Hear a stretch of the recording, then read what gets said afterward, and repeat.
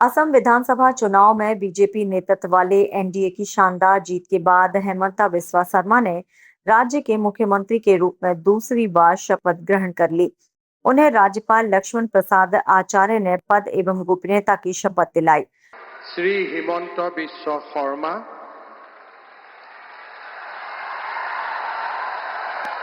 ঈশ্বৰৰ নামত শপত লওঁ যে বিধিৰ দ্বাৰা স্থাপিত ভাৰতৰ সংবিধানৰ প্ৰতি মই প্ৰকৃত বিশ্বাস আৰু আনুগত্য পোষণ কৰিম।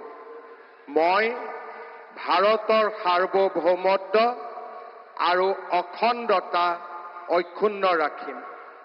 মই অসমৰ মুখ্যমন্ত্ৰী হিচাপে মোৰ কৰ্তব্য বিশ্বস্ততাৰে আৰু শুদ্ধ অন্তঃকৰণেৰে সম্পাদন কৰিম আৰু মই ভয় বা পক্ষপাত অনুৰাগ বা বিদ্বেষ নোহোৱাকৈ সংবিধান আৰু আইন অনুসাৰে সকলো শ্ৰেণীৰ লোকৰ প্ৰতি ন্যায় आचरण करें।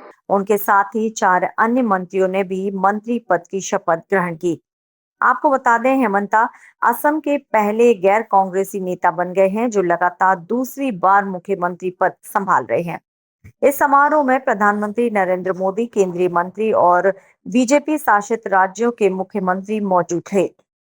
इस दौरान पूरे राज्य में उत्साह का माहौल देखा गया। समारोह के दौरान विकास, कानून व्यवस्था और जन कल्याण को प्राथमिकता देने की बात को दोहराया गया। एडी न्यूज़, मुंबई।